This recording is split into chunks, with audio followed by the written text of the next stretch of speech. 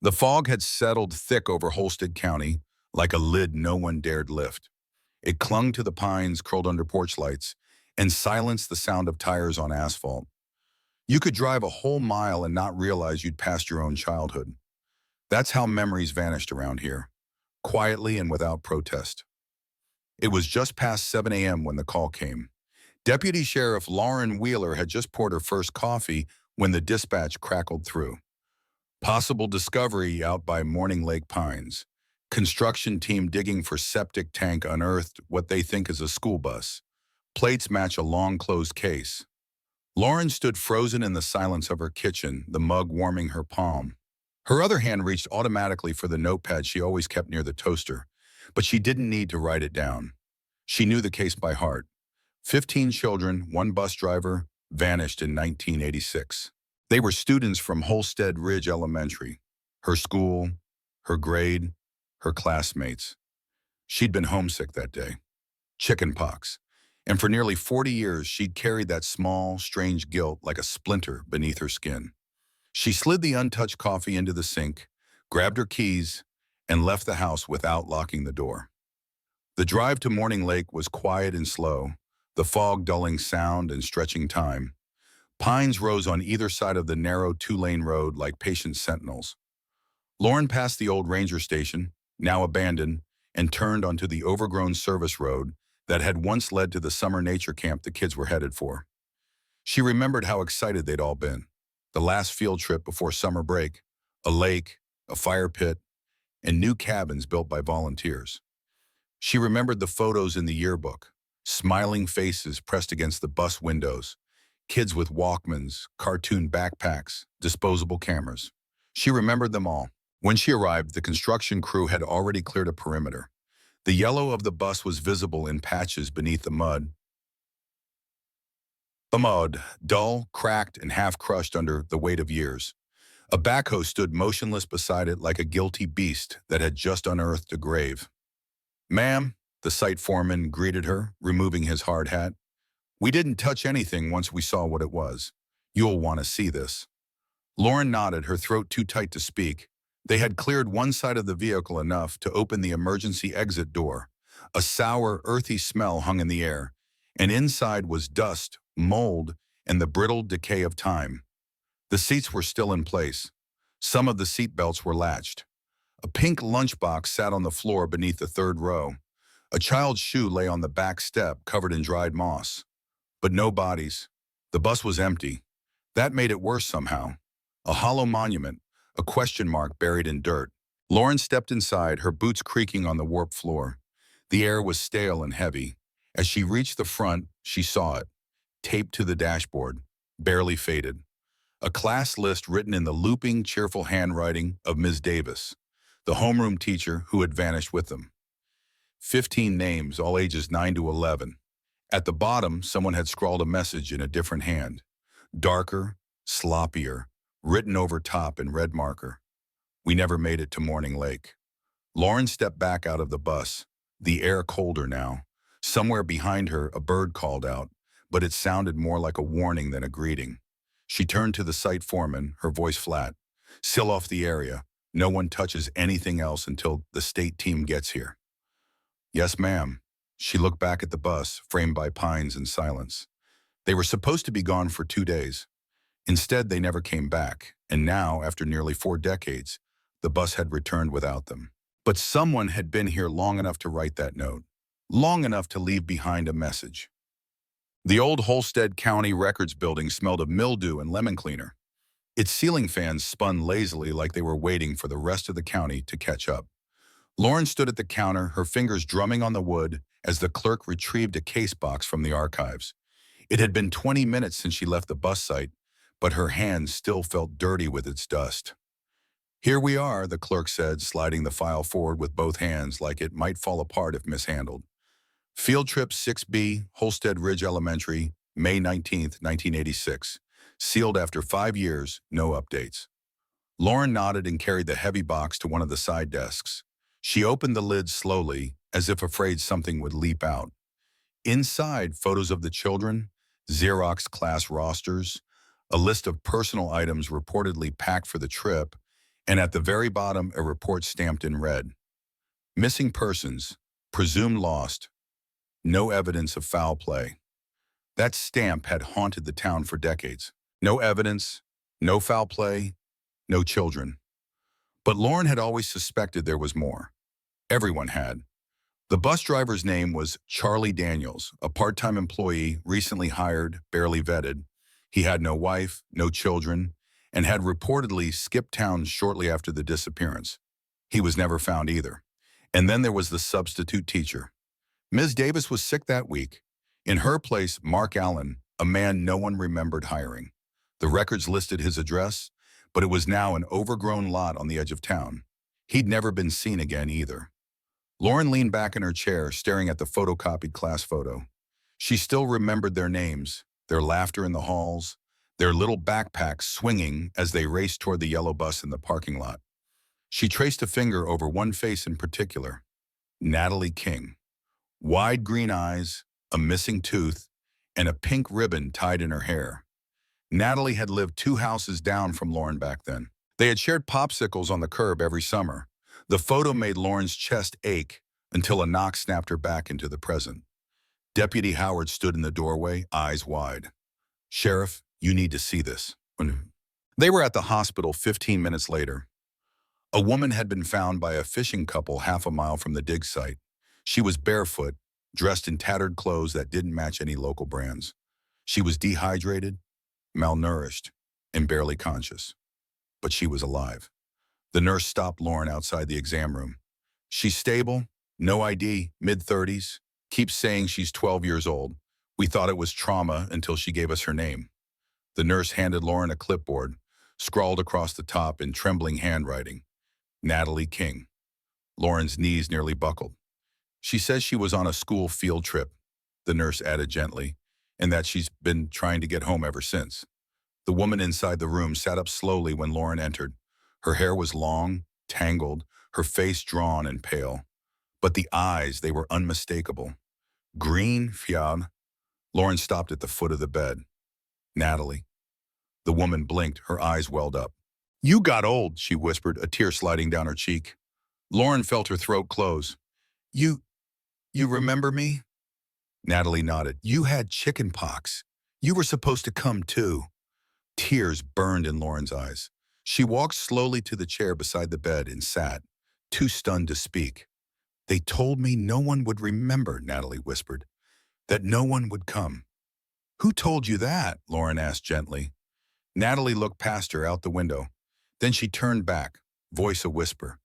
"We never made it to Morning Lake." The sun had dipped behind the trees by the time Lauren drove back to the sheriff's office. The golden hour light filtered through the blinds, casting long stripes across her desk. She didn't sit down.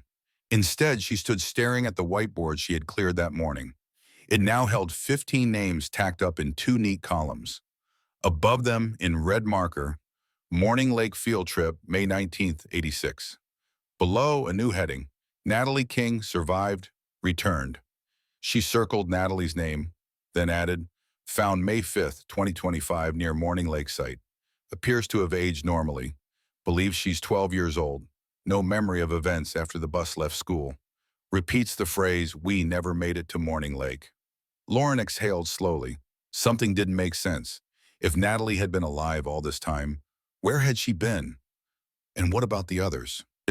By 9 o'clock p.m., she was back at the hospital. The doctors had run basic evaluations.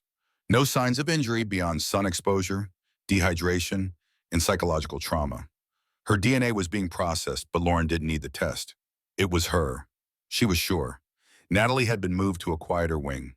When Lauren entered, she found her curled beneath a blanket, staring at a small paper cup of water on the tray. "Hi again," Lauren said softly. Natalie looked up. Her face still held the gaunt fragility of someone too long away from the world, but her voice was clearer. "You believe me, don't you?" "I do," Lauren said. Natalie gave a sad smile. "Most don't." Lauren took a seat. "Can I ask you something?" Natalie nodded. "Do you remember the bus ride?" Natalie looked down. "Only the beginning. The driver didn't talk much. He wasn't our usual guy, and there was someone else, a man, waiting by the fork in the road." Lauren leaned forward. Do you remember what he looked like? Not really. I think he had a beard. I just remember what he said. What was that? Natalie's voice dropped to a whisper. He said the lake wasn't ready for us yet, that we'd have to wait. Lauren felt the chill crawl up her arms. He got on the bus, Natalie said. And then I don't know. I woke up in a barn, but it wasn't a barn anymore. It was like a home, but the windows were covered and the clocks were all wrong. What do you mean? They always said it was Tuesday, even when it wasn't. They wouldn't let us talk about before. We had to use new names. Lauren tried to keep her face neutral. Who's they? Natalie swallowed. There were two of them at first, a woman and the man. She called him Mr. Archer. I don't know if it was his real name. She disappeared after a few months. I think she got sick. Do you know where the barn was? Natalie shook her head. They moved us around, sometimes in vans. We weren't allowed to look outside. They said people had forgotten about us, that it was better this way. Lauren sat in stunned silence. Some of the others, they forgot about school, about home, Natalie said. But I didn't. I never did. Lauren reached into her coat pocket and slid something onto the tray. A faded yearbook photo. Natalie picked it up and stared. That's me, she whispered. And that's Caleb Cooper and Macy. She stopped, her eyes filling with tears. You kept this? Lauren nodded. I never stopped. Natalie clutched the photo to her chest. Later that night, Lauren sat alone in her truck parked outside the old Holstead barn on County Line Road. She'd remembered something from Natalie's description about the clocks, the way the windows were boarded. This barn had belonged to a man named Frank Archer. He died in 2003, but he had a son named Martin Archer. Last known address, unknown. Lauren stepped out of the truck and stared at the silhouette of the barn in the moonlight. The wind rustled the grass. A loose door creaked softly. She moved toward the side of the building, her flashlight casting long shadows across the dry wood. Something glinted near the base of the barn wall. Metal. She crouched and found it. A small bracelet tangled in the weeds. She picked it up. Plastic, faded purple, etched with a child's name in blocky handwriting. K-I-M. Lauren's breath caught. Kimberly Kim Lewis, one of the 15. A quiet, artistic girl who loved cartoons and wrote her name on everything. Lauren stood slowly, her heart pounding. The past wasn't just whispering anymore. It was screaming. The bracelet was still in Lauren's hand when she returned to the station just after midnight. She didn't turn on the overhead lights, just the lamp on her desk, casting a pool of amber across the surface. The rest of the office remained quiet and still. She placed the bracelet beside the class photo, lining it up with the face of Kimberly Lewis. She'd been 10 years old, wore glasses, loved dinosaurs. And now this, found beside a barn linked to a man with no current address. Lauren picked up the landline and dialed the Texas Missing and Unsolved Cold Case Unit. She left a detailed message requesting a full report on Martin Archer and his last known associates. She didn't expect an answer until morning. But something was happening now, and she couldn't sleep with ghosts pressing in at the windows.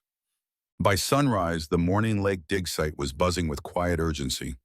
More of the earth around the buried bus had been cleared, and a second team from the state's Historical Preservation Unit had arrived to document the excavation, less because of its history and more because of what it now represented. Lauren stood beside the emergency exit, arms folded, watching the forensic techs catalog every inch of the hollowed shell. She had barely slept. Her mind was too loud with memory and unease. "Sheriff," one of the investigators called, lifting a sealed evidence sleeve. "You're going to want to see this." She walked over. The tech, a man in his late 40s with square glasses and a quiet voice, held the plastic pouch carefully. Inside was a photograph. Color, slightly curled at the edges, but not aged like it should have been. Lauren frowned. Where was it? Wedged behind the metal paneling above the back left window. Looked recently placed, honestly. And she took the photo and studied it. It showed a group of children, maybe 8 or 9 of them, standing in front of what looked like a low wooden building, a barn, a lodge. It was hard to tell. The siding was weathered, the windows boarded. The kids' expressions were strange. Blank, not frightened, not smiling, just absent. A few of the faces were unmistakable. Macy, Kimberly, Caleb Cooper, And there in the center, Natalie. Her green eyes wide but vacant. But Lauren's stomach dropped as she noticed something else. Behind the children, barely visible in the shadows of the doorway, was a man. Tall, bearded, his face mostly obscured by a wide-brimmed hat. She flipped the photo over. There was writing on the back. The chosen year 2. No date, no location, just those words. Etao. Back at the station, Lauren laid the photo beside the bracelet and her growing collection of names and fragments. Year 2. That meant they had been held for longer than she dared imagine. She opened a county map and began cross-referencing all Archer-owned properties, abandoned buildings, and old religious sites in the area. One caught her eye. Riverview Camp, an old summer retreat for children, purchased in 1984 by a private family trust. The land records had been scrubbed. The property had remained off-grid since the early 90s. It sat at the edge of the national forest, 30 miles from the bus site. Lauren circled it in red ink. That afternoon, she brought the photo to Natalie. The moment the image touched her hands, Natalie gasped. Her fingers trembled. This was after the first winter, she said softly. We were made to pose once a season to show progress. She looked up, tears forming in her eyes. That building? It's where they kept us the longest. Do you know where it is? Natalie shook her head slowly. We weren't allowed outside without blindfolds, but I remember sounds, a river, a whistle at sunset. In the air, it always smelled like burning pine. Lauren's mind clicked into gear. Riverview Camp was named for its proximity to a river bend, and there had once been a logging train that passed through that region. Its whistle used to echo for miles at dusk. Do you recognize this man? Lauren asked, pointing to the shadowed figure in the photo. Natalie hesitated. That's not Mr. Archer, she whispered. That's someone worse. Worse? They called him Father Eli, but he wasn't a priest. He just liked the sound of it. Lauren felt a chill work up her spine. What happened to him? Natalie stared at the photo. I don't know. He just stopped coming one day after year 3. Then we were moved again. Different place, different rules. Some didn't make it, she broke off, her voice cracking. Some forgot their own names. Lauren placed a gentle hand on Natalie's. You didn't forget, she said. You came back. Natalie gave a fragile nod, but they're still out there. Some of them. I feel it, the others. She looked Lauren directly in the eyes. They don't want to be found. That night, Lauren drove north toward Riverview Camp. The road narrowed to gravel and the trees thickened like walls. Fog gathered low on the ground, curling between roots and old fence posts. Her headlights caught a faded wooden sign half swallowed by vines. Riverview Youth Retreat, private land. She parked at the edge of the old property line and stepped out. The silence was absolute. No birds, no rustling wind, just the low hiss of distant water. Maybe a river. Lauren took a flashlight and followed the overgrown path. Halfway down the trail, she saw it. The building from the photo. Its roof sagged. The porch was rotted through, but the walls were the same. Wooden siding blackened at the corners. The windows were boarded from the inside. She approached slowly. Just before stepping onto the porch, she froze. In the dirt, fresh footprints. Small ones. A child's. Lauren reached for her gun, her voice low, cautious. Hello? Anyone here? Silence. Then from somewhere inside, the soft creak of floorboards and a whisper. A child's voice, just audible in the dark. You're not supposed to be here.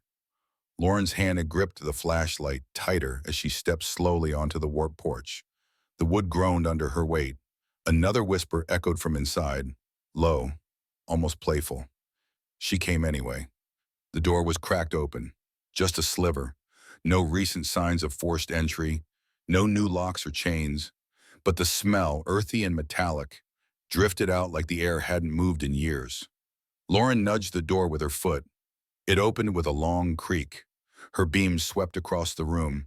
Bare walls, dust-choked air, the skeletal remains of furniture long since abandoned. But what caught her eye first was what had been carved into the far wall. Words, children's names, some scratched shallow as if rushed, others carved deep, angrily, again and again, like someone was trying not to forget. Kimberly, Macy, Eli, crossed out. Caleb Cooper, Sam Sanders, question mark beside it. Josh, Natalie, Natalie, Natalie. 3 times, one below the other. Lauren swallowed hard. This wasn't just a hiding place. It had been a prison. She stepped forward, her boots stirring the dust. The wood beneath her creaked but held. She passed what had once been a table, now splintered and tipped against a wall. There was something beneath it. She crouched. A box, metal, rusted at the edges, but intact. She pried it open slowly. Inside were papers, yellowed and damp, but on top, a thin stack of Polaroids bound by a rubber band. She lifted them out. Children again, but not posed this time. These were candid, taken from angles that made them feel wrong. Some were sleeping, some eating.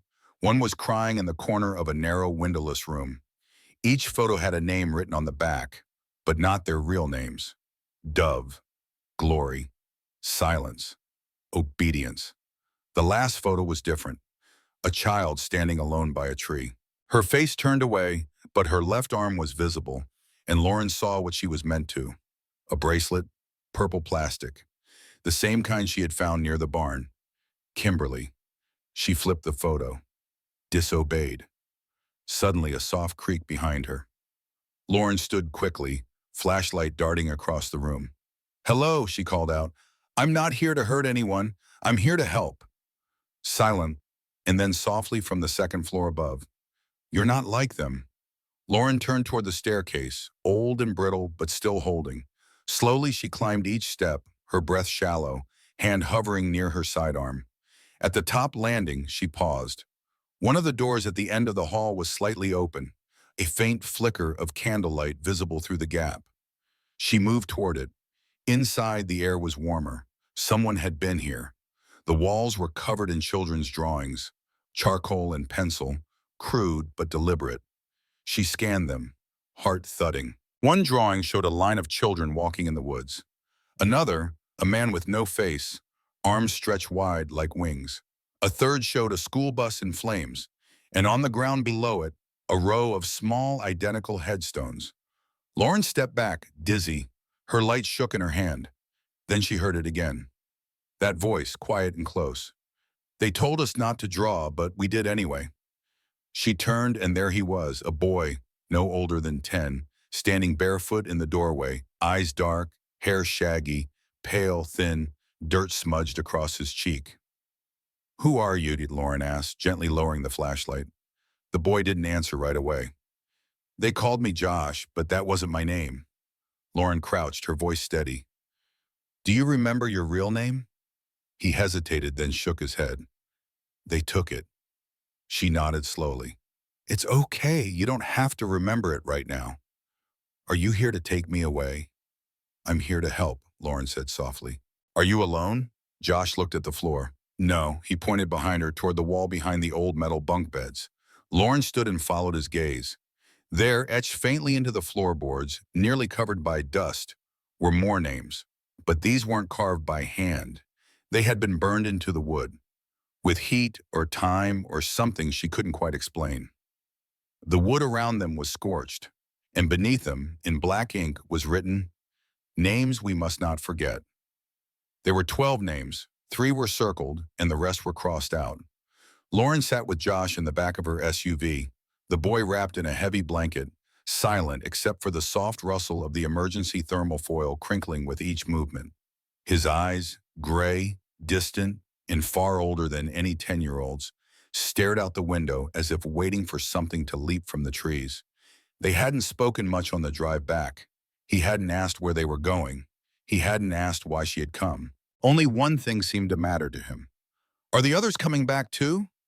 Lauren hadn't answered because she didn't know. At the station, she gently ushered him into the back office, one she rarely used, and pulled the blinds shut.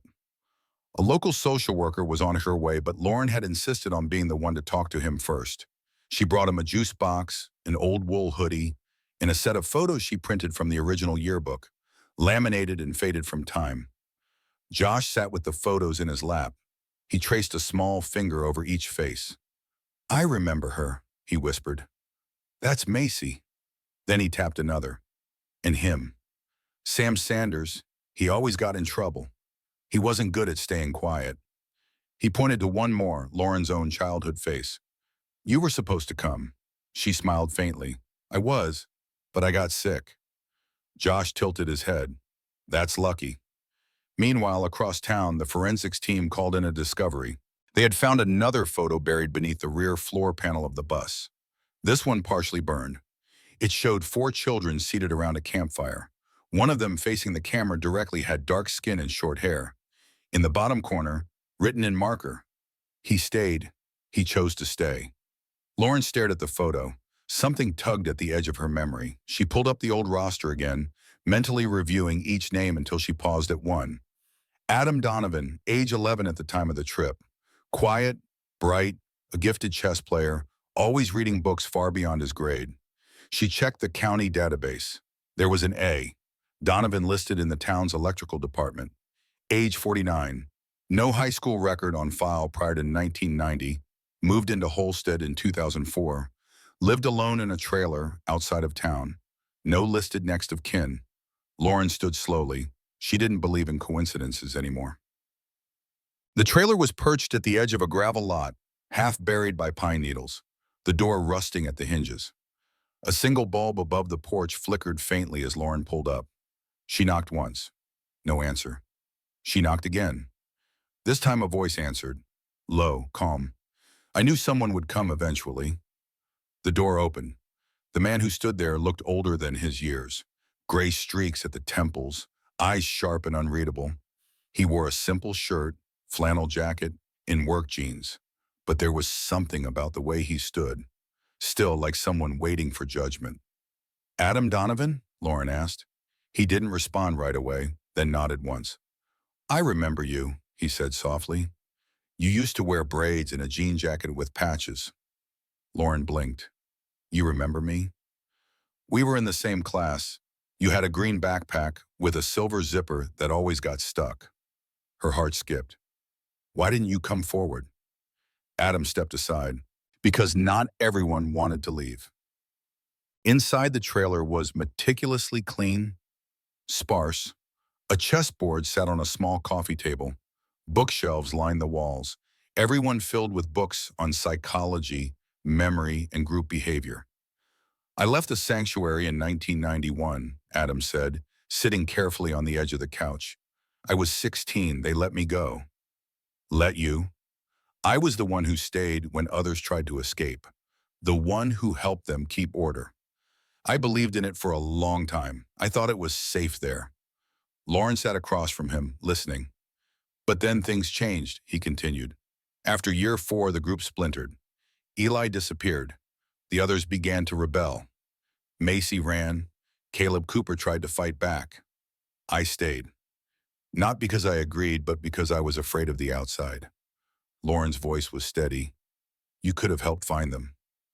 I was told the world had forgotten us, that our families had moved on. His voice broke slightly. When I finally left, I didn't know how to be anything other than quiet. He looked at her. But if you're here now, someone else must have come back. Lauren nodded. Natalie. Adam's eyes flickered. She remembered, he whispered, after all this time. She never forgot. Adam looked away toward the window where dusk was just beginning to touch the treetops. I know where the others might be, he said, at least where they were sent after the fires. Fires? Adam's hands clenched. There was an uprising. Some of the kids, older by then, they set part of the sanctuary ablaze. The group scattered. The younger ones were moved, split up, hidden under new names. He stood. They buried the truth in the woods. But I can take you there. Yeah. That night, Lauren met Natalie in her hospital room and showed her the photo of the boy at the fire. Her breath caught. She stared at it like she was seeing a ghost. He stayed behind, she whispered. We thought he was gone, but he stayed and they listened to him. She looked up. Do you think he remembers us? Lauren nodded slowly. He remembers everything, Chubb. The forest felt different now, not wild or free, but watchful, as though it remembered what had been done here. The leaves rustled, but the air was still. Each step Lauren took on the narrow trail behind Adam Donovan stirred the silence like dust. He hadn't said a word in the last mile, only walked with a quiet urgency, hands in the pockets of his jacket, eyes never straying from the path. Natalie hadn't come, her body too weak, her memories too raw. But Lauren had promised to go, to see what was left and to try to find who wasn't. They reached a small clearing just after noon. Surrounded by towering pines, a half-collapsed structure leaned against the hillside. The roof had caved in, vines twisted up through the wooden frame like nature was trying to reclaim what man had hidden. This was the original sanctuary, Adam said quietly. The first site, the place we were taken after the bus was diverted. It used to be bigger. There were 4 cabins, a lodge, and 2 underground cells. Lauren paused. Cells? He nodded slowly. They called them reflection rooms, but they were just pits. No light, no noise, just the sound of your own thoughts until they stopped making sense. Lauren's stomach turned. They put kids in there. Macy, Kimberly, Natalie once for saying the word school. His voice cracked. I let it happen. I didn't stop it. I believed it was the only way we'd survive. Lauren took a deep breath and stepped into the ruins. Inside, the smell of mildew and ash lingered faintly. Scorched floorboards, broken furniture. But in one corner, shielded beneath a collapsed beam, was something intact. A set of 3 small lockers, rusted but still upright. These were ours, Adam said.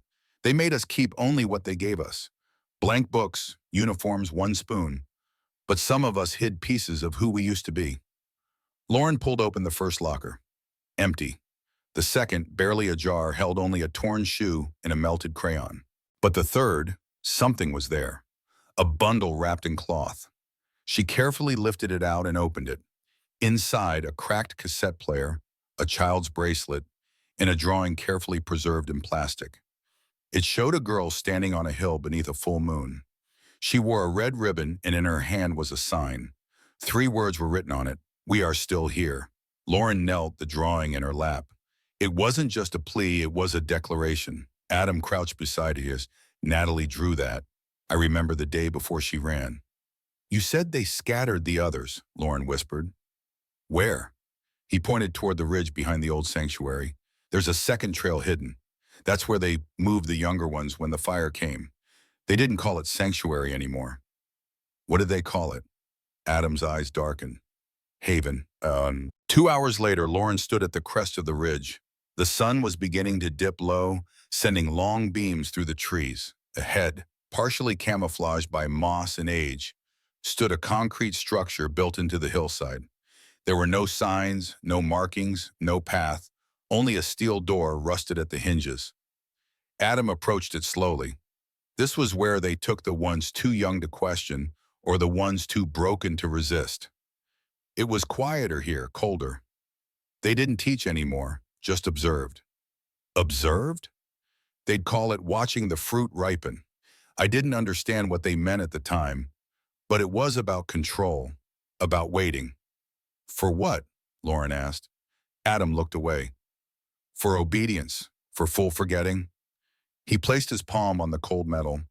There's a room inside, sealed last I saw. They called it the garden. No lights, just voices. They made some of us stay in there until we stopped asking to leave. Lauren shivered. And what happened to the ones who didn't stop asking? He didn't answer. They pried open the door with an emergency jack from Lauren's truck.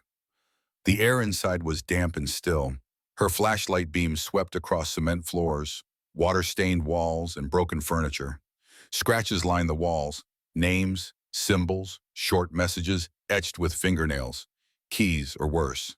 But what stopped Lauren cold was a small door to the right. A plaque hung crookedly above it, the only word on it, garden. She turned to Adam. He nodded slowly. Some of them are still alive, Sheriff, he said quietly. I don't know where, but I know it in my bones. He stepped back, his voice a whisper, because I hear them in my dreams, calling each other by the names they weren't supposed to say. Back at the hospital, Natalie awoke just after midnight, heart pounding, breath shallow. The fluorescent lights flickered gently overhead. A nurse entered, startled by her expression. You okay, sweetie? Natalie stared at her. I had a dream, she whispered, but it wasn't mine. The nurse leaned closer. There was a room, Natalie continued.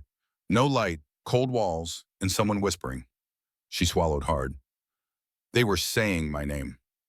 The garden wasn't a room, it was a void. Lauren stood just inside the threshold, her flashlight beam trembling as it pierced the heavy dark.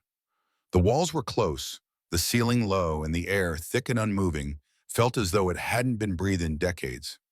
No furniture, no windows, just concrete. But the smell, that same faint mix of damp earth, old metal and something else, something fainter, almost sweet, made Lauren pause. Behind her, Adam remained outside the doorway, refusing to come in. He had said the children weren't just kept here. They were retrained here, made to sit in silence for hours, told to whisper prayers that weren't prayers, taught to forget the sound of their own names. Lauren scanned the room. The walls were covered in marks, not just names this time, but tallies, hundreds, maybe thousands. Each one scratched in sequence, counting something. Time, days, punishments. In the far corner, her beam caught the edge of something buried beneath dust and broken plaster. She knelt carefully and brushed it free.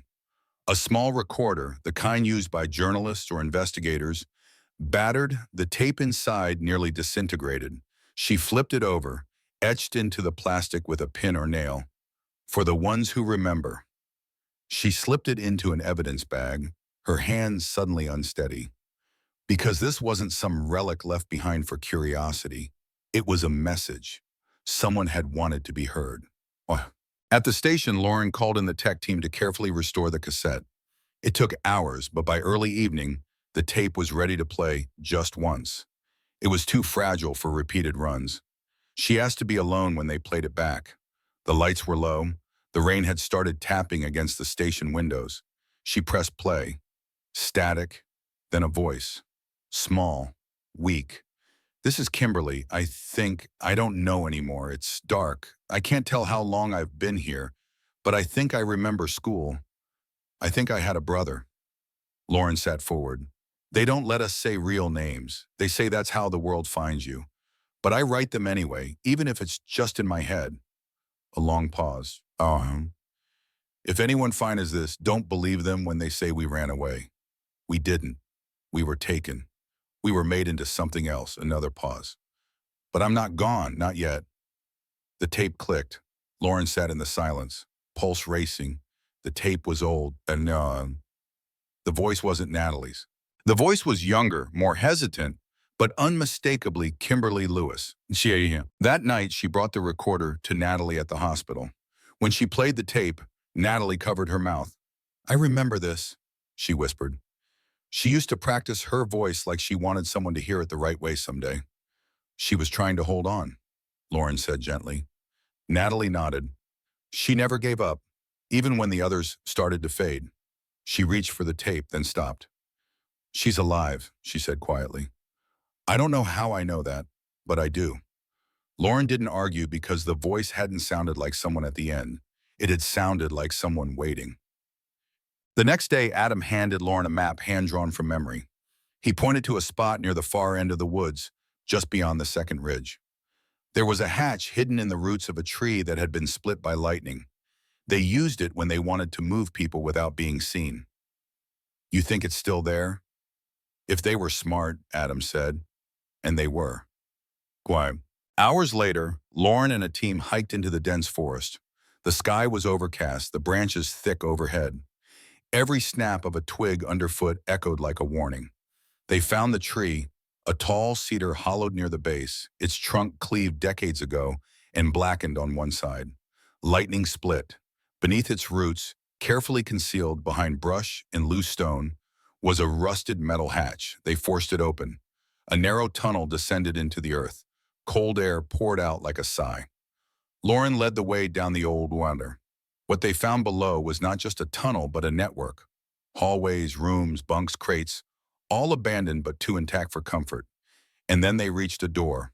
Worn, wood-lined, but sealed tight. She knocked once. Silence. Then from behind the door, something scraped. A footstep. Lauren pressed her ear to the wood and heard it. A voice. Small, cautious. Is it finally okay to speak again?" Lauren stood frozen in the tunnel, her breath held tight in her chest. The voice behind the door had been small, raspy, and full of something that hit her harder than fear. Hope.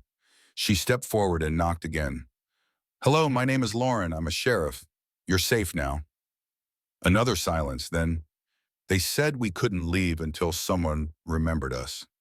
Lauren signaled to the deputy behind her to help unseal the door. The hinges shrieked as they pried it open with crowbars. Dust poured out in thick clouds. The air was stale, unmoved for decades. Inside, the light from Lauren's flashlight landed on a figure, hunched, thin, wrapped in layered clothes and tattered blankets. A woman, but not a child. Late 30s, maybe 40, eyes wide, hair matted, skin pale and translucent from years without sunlight. She blinked and shielded her face. Too bright, she whispered. Too fast. Lauren crouched carefully. What's your name? The woman trembled, clutching something close to her chest. A leather-bound notebook, edges cracked with time. They called me Silence, she said, but that wasn't mine. Do you remember your real name? She stared for a long moment, then whispered, Kimberly, Kimberly Lewis. Lauren's throat tightened, the girl in the Polaroids, the name on the bracelet, the voice on the tape, and now alive. Oh yeah. Back at the hospital, doctors worked in silence. Kimberly barely spoke during the initial evaluation. Her responses were slow, careful, like she wasn't sure the world around her was real. Natalie sat across from her in the quiet recovery room, watching through tear-filled eyes. You remember me? She asked softly. Kimberly turned her head, her lips parted. You had the red ribbon, she whispered. Natalie smiled through the ache. You used to braid it for me. Kimberly reached out, hesitated, then placed the notebook on the bed between them. They made me keep records. They thought I was obedient, but I wrote the truth too. In the margins, in code, like we used to do in math class. Lauren took the journal carefully and opened to the first page. It looked like sermon notes, passages and reflections, scribbled verses, mantras of the cult. But in the corners of the page, numbers, shapes, dates, and names, so many names. Caleb Cooper, taken from Sanctuary 1988, did not return. Did. Macy escaped during fire. Believed dead, not confirmed. Sam Sanders, broken hatch, no recovery. Josh Obedient transferred. Natalie punished erased memory, withheld me waiting. Each entry grew darker, more fractured until the final one. If someone finds this, don't just take us back. Take us forward. Help us become real again. That night, Lauren sat with the journal in her lap, flipping through the pages. Each was a map of survival, of resistance, of a child growing into a woman in the shadows, and of a system that was designed to erase every trace of what these children once were. But Kimberly hadn't forgotten, and neither had Natalie. And Adam, too, despite everything, had led them here, the last survivors. But were they the only ones? The following morning, Adam stood beside Lauren at the ridge, staring down into the woods below. The records mentioned a second tunnel, Lauren said, one that was never found. Adam nodded. The older kids spoke of it like a myth, a way out. Lauren looked at him. Then what? A hiding place. For what? Adam turned to her. For the ones they never wanted the world to know existed. Bang. Back at the hospital, Kimberly woke in the early light. Natalie had fallen asleep in the chair beside her, hand resting on the bed's edge. Kimberly turned her face toward the window. Outside, morning was breaking. She hadn't seen a sunrise in almost 30 years. Her voice, when it came, was barely a breath. It's not over yet. The final tunnel wasn't marked on any map, but Kimberly's journal held the key. Buried in coded margins and scattered through false verses, Lauren pieced together the meaning. 3 stone trees, a stream that split but never rejoined, and a red X drawn over a hollow curve at the bend of the river. Adam had told her once that the forest north of Morning Lake was riddled with sinkholes, some natural, others man-made. Lauren followed the map at dawn. The riverbed was low from the dry season, revealing dark limestone and twisted roots. Birds chirped overhead, but the woods felt hushed, as if holding their breath. Lauren crossed over slippery rocks until she found them. 3 large petrified trees clustered together on a ridge. She stood between them and looked down. The river split here, once flowing wide, but now diverted into 2 narrow forks, one veering off into stone. And there, just as drawn in the journal, a depression in the ground, almost circular, covered in moss and branches. Lauren cleared them gently.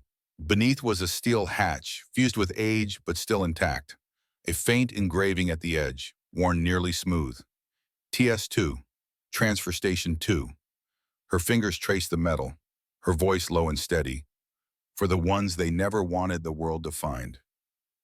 With backup a few minutes behind her, Lauren forced the hatch open.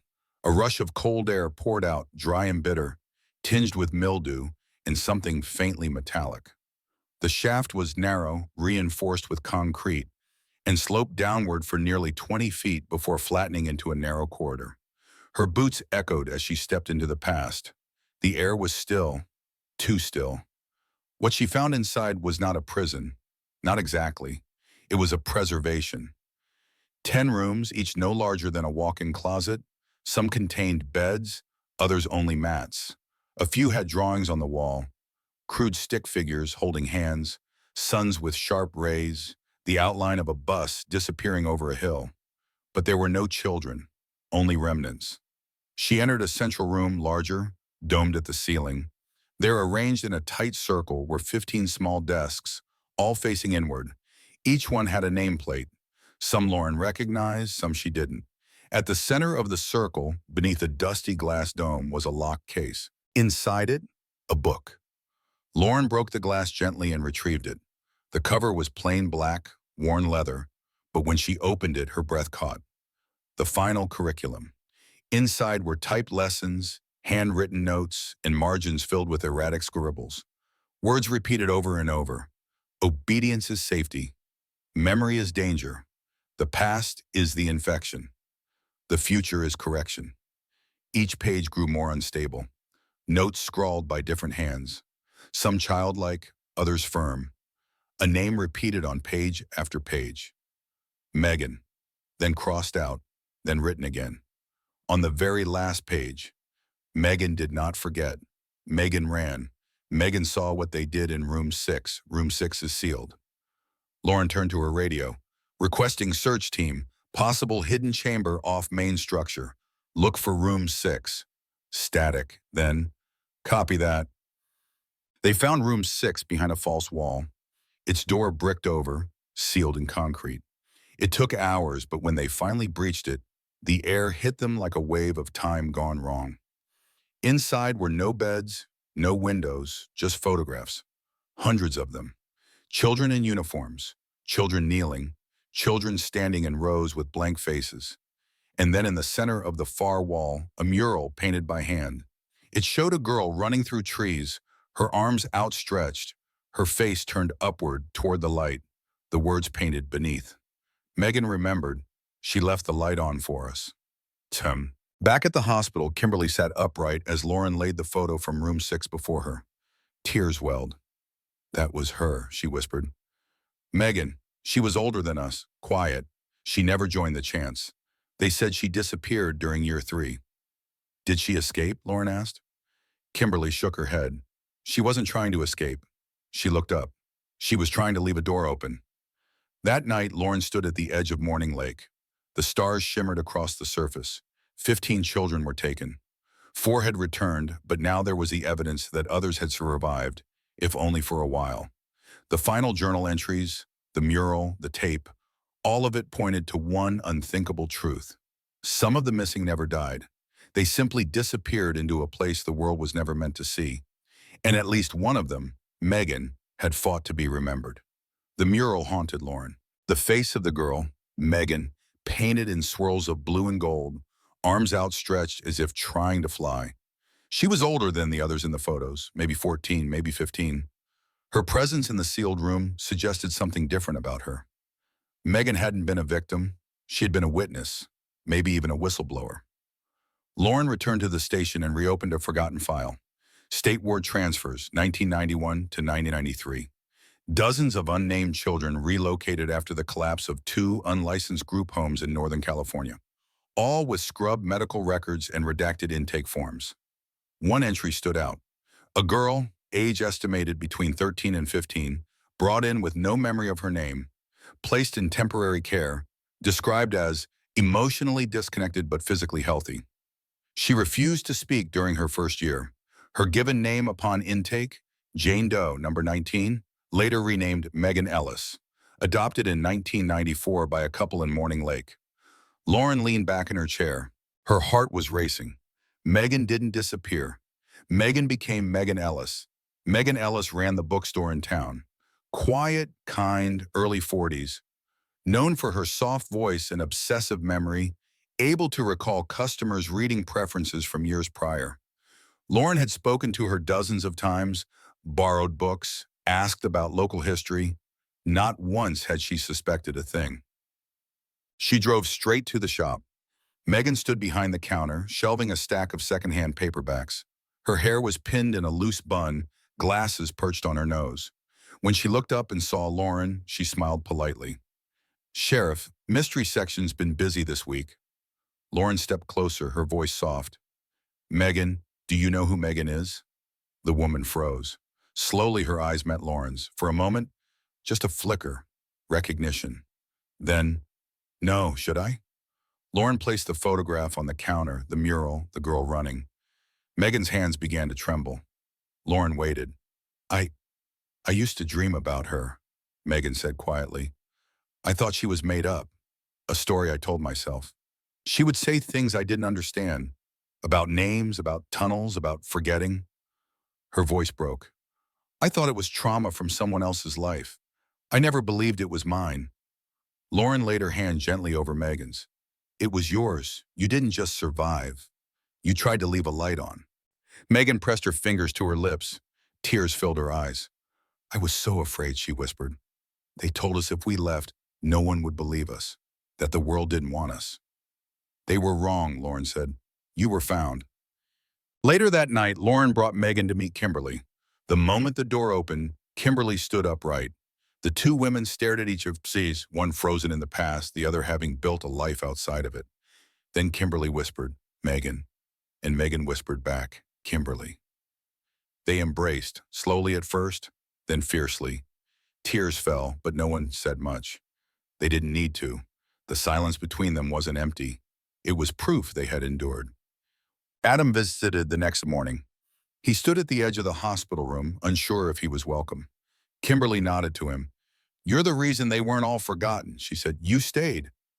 "I was too afraid to leave," he replied. Megan looked at him carefully.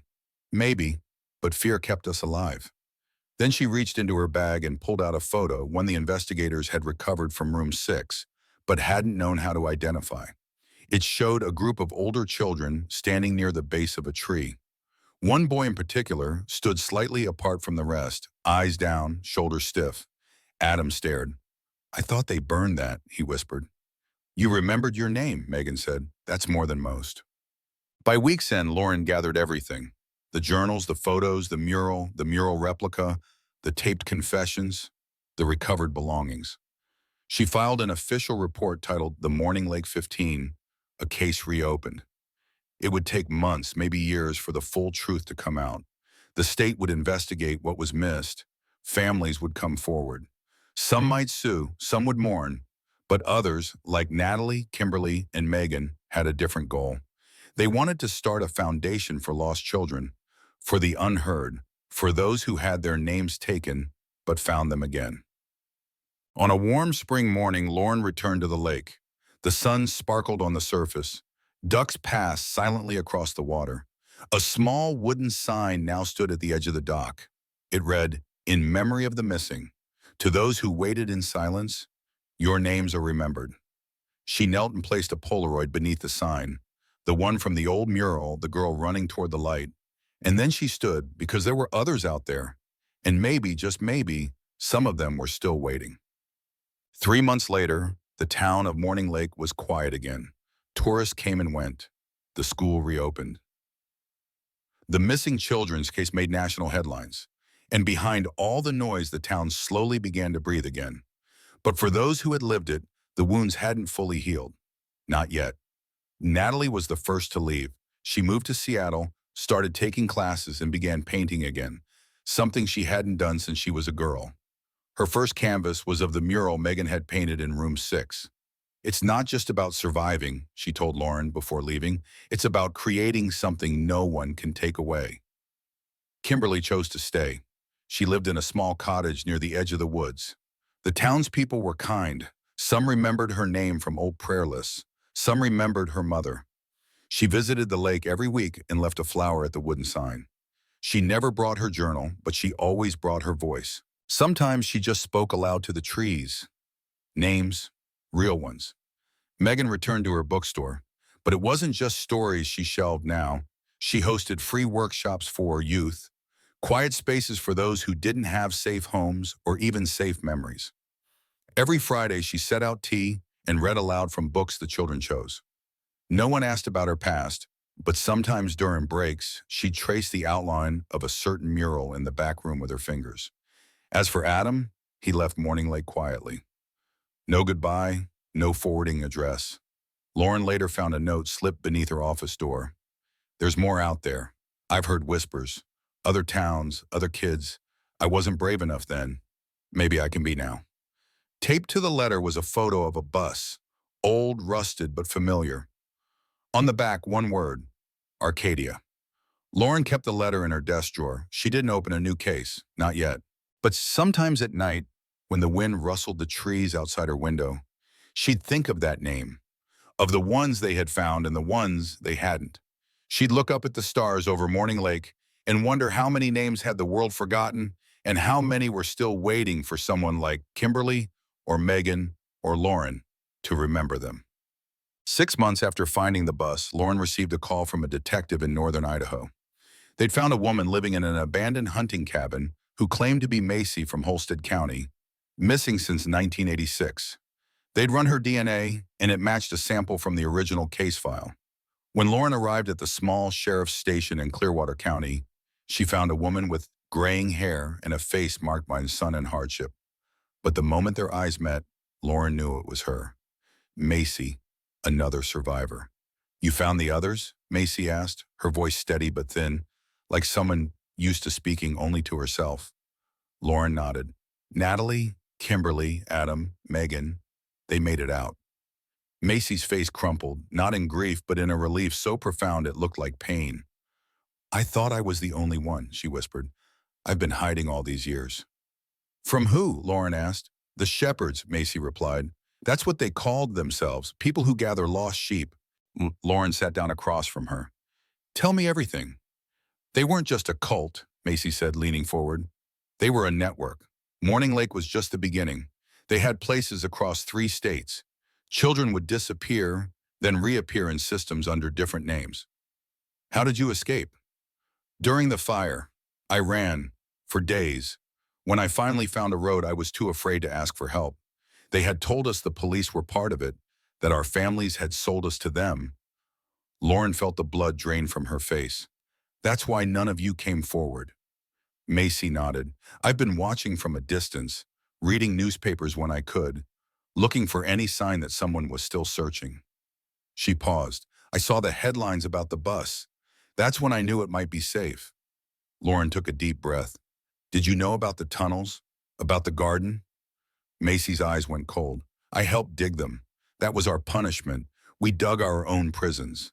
She reached into her pocket and removed a folded piece of paper, yellowed with age. She smoothed it out on the table between them. A list of names, dates, and locations. This is every place I remember, every child I saw. There were more than just our 15. Many more. Lauren stared at the list. Dozens of names, some from Holstead, some from towns she'd never heard of. Ages ranging from 5 to 14. Dates spanning nearly a decade. They called it the harvest, Macy continued. Gathering children who wouldn't be missed or looked for too hard. Foster kids mostly. Kids from troubled homes. But we were a mistake. What do you mean? We were from good families, normal lives. People noticed when we vanished. That's why they buried the bus, moved us quickly. We were the only group they ever took that got serious attention. She looked away. After us, they were more careful. Lauren carefully folded the paper.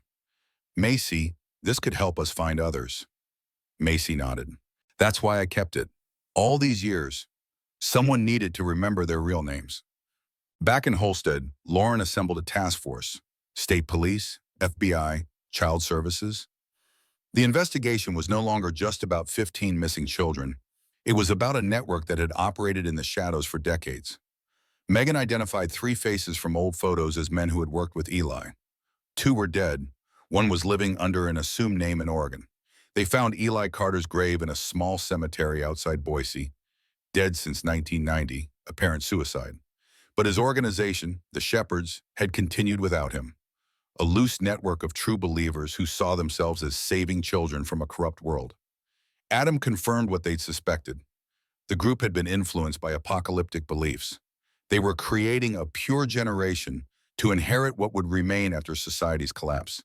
As the investigation widened, more survivors came forward. A man in Spokane who recognized Macy's photo on the news.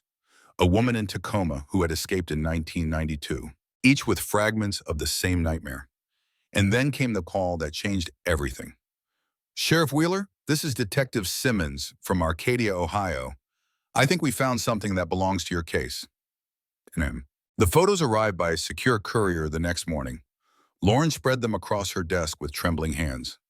Another bus, yellow, half buried in a quarry. The plates had been removed, but the serial number matched a vehicle reported stolen from a school district in West Virginia in 1988. And inside, the same haunting emptiness. No bodies, no clear evidence, just small artifacts of interrupted childhoods. A baseball mitt, a hair ribbon, a notebook with names scratched out.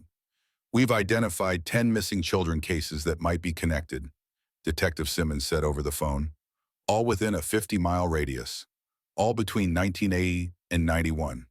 All cases went cold. Lauren closed her eyes. Any signs of tunnels or underground structures near the site? We're searching now. There's an old mining system nearby. We've got teams going in tomorrow. Detective, Lauren said, her voice steady despite the churning in her stomach. When you go down there, look for a room they called the garden. 2 days later, Lauren stood in her office, staring at a map spread across the wall. Red pins marked every location connected to the Shepherds. Holstead County, Clearwater, Arcadia, 3 towns in California, 2 in Nevada. The pattern was becoming clear. Rural areas, small communities, places where resources for extensive searches would be limited. Her phone rang. Megan's voice was breathless on the other end. I remembered something important. There was a woman. She kept records. She called herself the librarian. She had files on all of us, where we came from, who might look for us, how to make us forget. Do you remember her name? What she looked like? No name, but she was young, younger than the others, maybe college age, brown hair, glasses. She didn't believe in what they were doing. I could tell. She would slip us extra food sometimes, or a book when no one was looking. How do you know she kept records? I saw them once. When they moved us from the first place, she had boxes of files. I heard Eli say they were the histories, that they needed to be preserved. Lauren's mind raced. If those records still exist, we could find them all, Megan finished. Every child, every real name. The Arcadia mine system yielded exactly what Lauren had feared. Another garden, another collection of small rooms where children had been held. More tallies on the walls, more evidence of lives interrupted. But something else, too. In a room sealed off from the others, they found filing cabinets. Rusted, water-damaged, but intact. Inside were hundreds of folders, each containing a child's history, original name, date of acquisition, family background, psychological assessment, progress reports on deprogramming, and most critically, their new assigned identities, the names they were given when they were eventually released back into the system. The librarian had preserved it all. In a sealed plastic container beneath the cabinets was a letter dated March 1992. To whoever finds this, I cannot undo what has been done. I cannot give them back their years or their memories. But I can leave this record so that someday someone might help them find their way home. I was not brave enough to stop this while it happened. This is my penance. The children are in the system now. Foster homes, adoptions, group facilities. Some remember nothing. Others have fragments. A few know everything, but are too afraid to speak. They are watching. They will always be watching. But they don't know about these records. Find them. Help them. R. By winter, the case had exploded into one of the largest child recovery operations in American history. 43 children identified as victims of the Shepherds between 1982 and 1996. 21 confirmed alive, now adults, most living under identities assigned by their captors. 17 still missing, 5 confirmed deceased. And Caleb Cooper, number 15 from the original Morning Lake bus, was found living in a halfway house in Saddle. He had no memory of his early life, no recognition of his own name. The years of isolation and psychological manipulation had erased his past completely. When Lauren flew to Seattle to meet him, she brought Natalie with her. Caleb, who had been living as Michael Taylor for 35 years, showed no recognition, no emotional response to his old classmate. But as they were leaving, Natalie impulsively hummed a few bars of a song, the school anthem from Holstead Ridge Elementary. Caleb froze mid-step, his eyes suddenly distant, focused on something only he could see. "The blue and gold," he whispered. "Forever brave, forever bold." It was the first line of the anthem, a memory breaking through decades of programmed forgetting. Natalie took his hand gently. "You're Caleb Cooper," she said. "You sat behind me in Mrs. Wilson's class. You had a Star Wars lunchbox." His eyes filled with tears. "I don't remember," he said, but his fingers tightened around hers, and something in his posture shifted, as if a door long sealed had cracked open just a fraction. The foundation that Natalie, Kimberly, and Megan established became a lifeline for the recovered children of the Shepherds. They called it Remember Your Name, and it offered therapy, legal support, family reunification, and most importantly, a community of people who understood. Lauren became their law enforcement liaison, helping to create protocols for identifying other possible victims nationwide. The work was slow, painful, but vital. And then, 14 months after finding the bus, a major breakthrough came from an unexpected source. Adam Donovan returned to Holstead County. But he wasn't alone. With him was a woman in her 60s, frail but alert. She sat across from Lauren in the interview room, hands folded neatly in her lap. "My name is Rebecca Collins," she said without preamble. "I was the librarian." Lauren felt the air leave the room. This was the woman who had preserved the records, who had left the letter signed R. "I worked with him from 1984 to 1992, Rebecca continued, her voice steady despite the tears in her eyes. "I was a graduate student in psychology when Eli recruited me.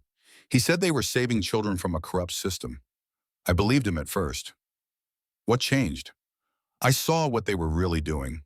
Not saving them, erasing them, replacing their identities with ones they could control." She looked down at her hands. "By the time I realized the truth, I was in too deep. They would have killed me if I'd tried to expose them." "So you kept records instead," Lauren said. Rebecca nodded. "It was all I could do. Document everything, create a paper trail that couldn't be erased. When Eli died and the organization started to fragment, I sealed the records where I thought they might eventually be found." "Why come forward now?" "Adam found me," she said, glancing at him. "He's been searching for years. Said it was time to finish it." She reached into her bag and removed a flash drive. "This contains the current identities and locations of every surviving child I processed, including the ones you haven't found yet." Lauren took the drive, her hands steady despite the weight of what it represented. "You know this doesn't absolve you." "I know," Rebecca said simply. "Nothing could, but maybe it helps them." The final count was 78 children taken by the Shepherds over a 15-year period. 59 survived into adulthood. Most had lived their entire adult lives with no memory of their true origins, carrying psychological scars they couldn't explain, a sense of disconnection they couldn't name.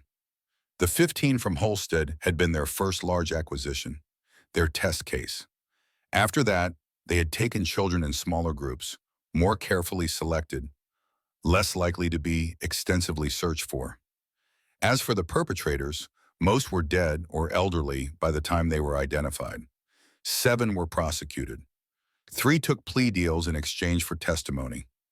The network had been larger than anyone imagined.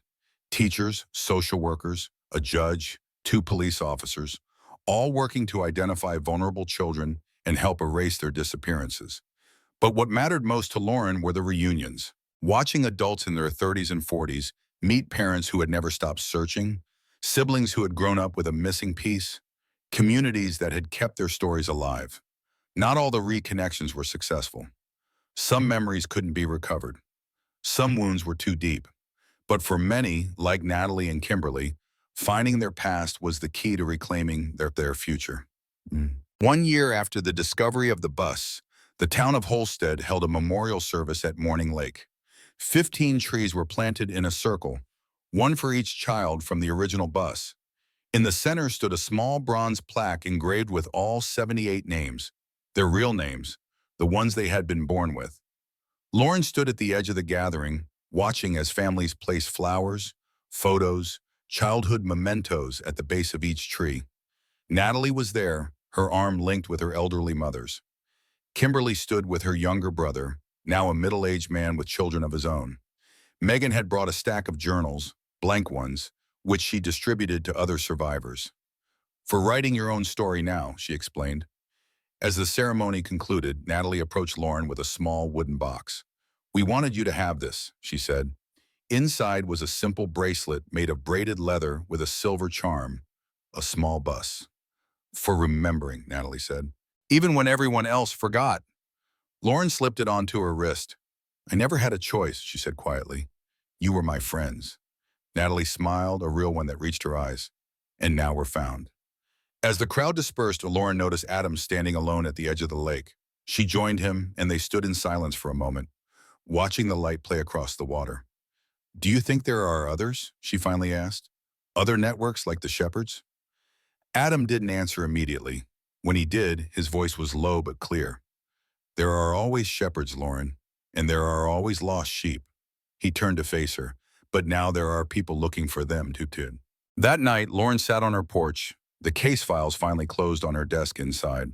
The wind rustled through the pines, carrying the scent of the lake.